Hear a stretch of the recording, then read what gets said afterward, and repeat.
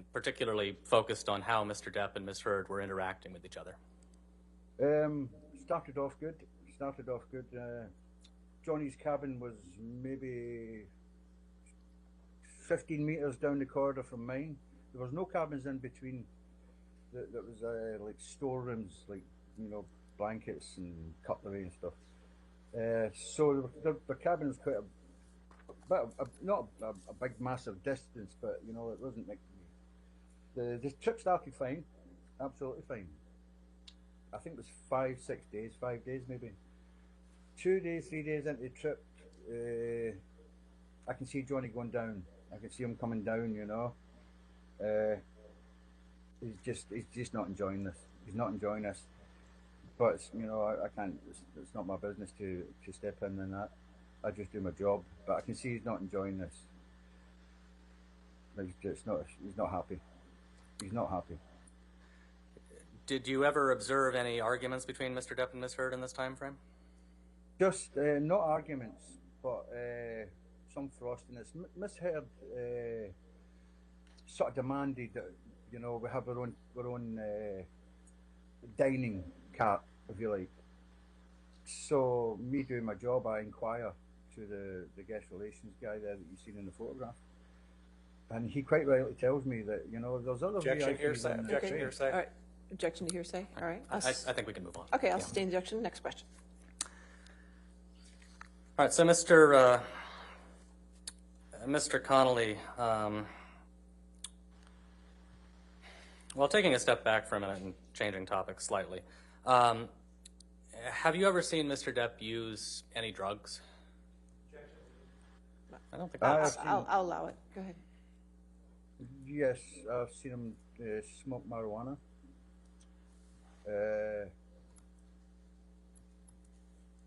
I had my suspicions. I have my suspicions that when he goes off to the bathroom, he probably does a bit of cocaine. I've never seen him do it, as Mr. Depp would never do a line or anything of cocaine in front of me, or Jerry Judge, or Sean Bett, or anybody. Johnny Depp would never compromise my license, my position, and embarrass me like that. It wouldn't happen. So, to answer to your question, I've seen him smoke weed, yes. You noticed any particular... What changes, if any, have you noticed in his behavior when he's under the influence of marijuana? To be honest, a bit more relaxed, no sort of uptight. But he's not out of his head. He's perfectly functioning. I mean, you can talk about anything, any conversation you want to talk about. He's neither up nor down with that, you know. He really isn't. He's got a very high tolerance for any substance, Johnny. You know, I would say so. You know, I think Jack Sparrow's more drunk than Johnny Depp, to be honest. So okay, so that's marijuana. What about alcohol? Same question.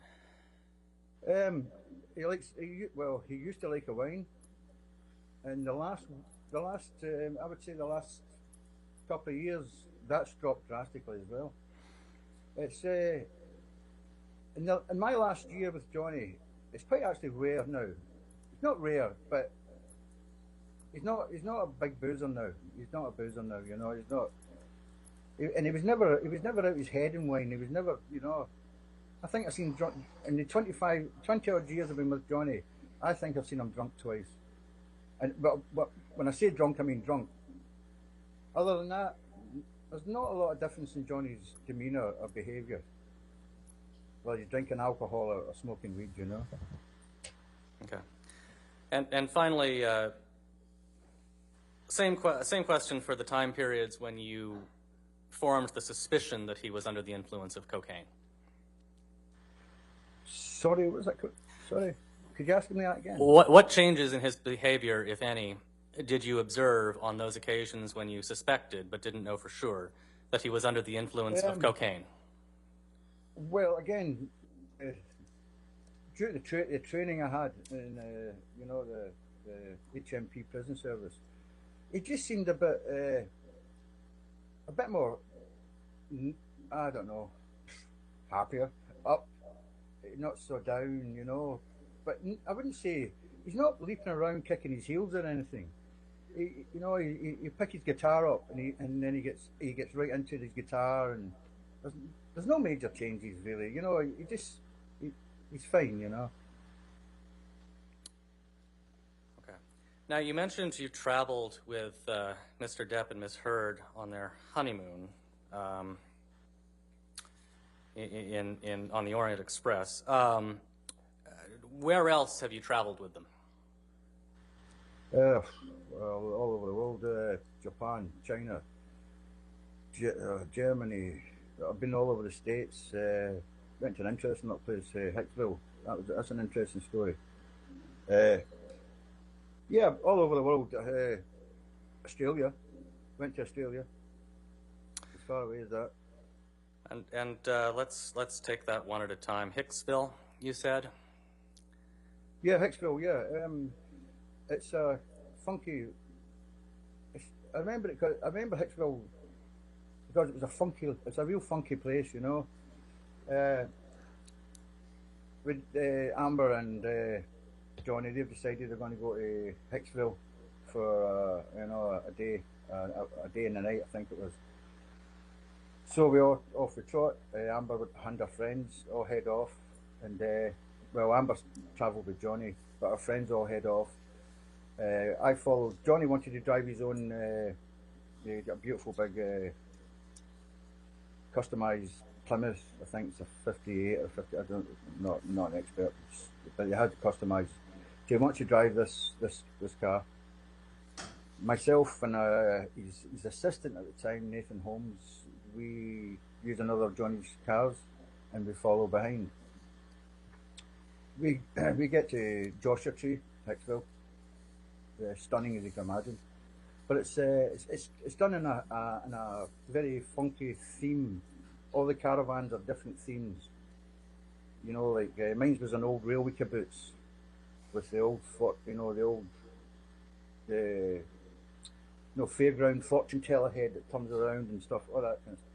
Johnny's and Amber's caravan were maybe about 15 metres from mine, maybe 20 metres, and that was done in like the 1950s styles, like kitschy 1950s kind of thing. And the rest of the caravans were all, like zombies coming out the ground, and it was craziness. Anyway, we go there. There's a lot of booze. All the booze comes up. Party starts. Well, sort of sitting around in the sun, messing around. Party starts. So there's loads of booze and weed, and I think mushrooms, some psychedelic mushrooms. That's going around. But the night gets a bit ruined as I'm watching exactly what's all happening. Everybody's happy, Johnny, Amber, everybody's happy. As I'm watching what's happening, I can see Johnny and Amber getting a bit animated. And they were probably about maybe 25 feet from me. So I approach, and I've been working with Johnny that long. I don't have to really say anything. I only have to look at his face. And Johnny can talk to me through his face. He doesn't need to say a word. So I know what's happening. So, and I say in a low voice, guys, let's keep this private. Let's start walking towards the caravan. Let's, take this away from here.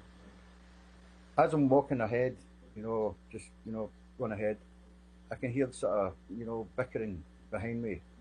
Johnny's trying to talk in his, low tone, keep things a bit quiet. But Amber's getting a bit more loud, a bit more narky, So anyway, I get them to the caravan, I put them inside, and I go up to my caravan. That's it. Don't hear anything, don't see anything until the next morning. We sit around the pool, a couple of hours, and we head back to LA. What prompted you to... Mr. Moniz, do you have a lot of direct still left in this matter? Not terribly much more, maybe 10 to 15 minutes. We're going to take our afternoon break then. Ladies and gentlemen, let's go ahead and take your 15-minute afternoon break, and then we'll come back and continue with the testimony, okay? don't do any outside research and don't talk to anybody.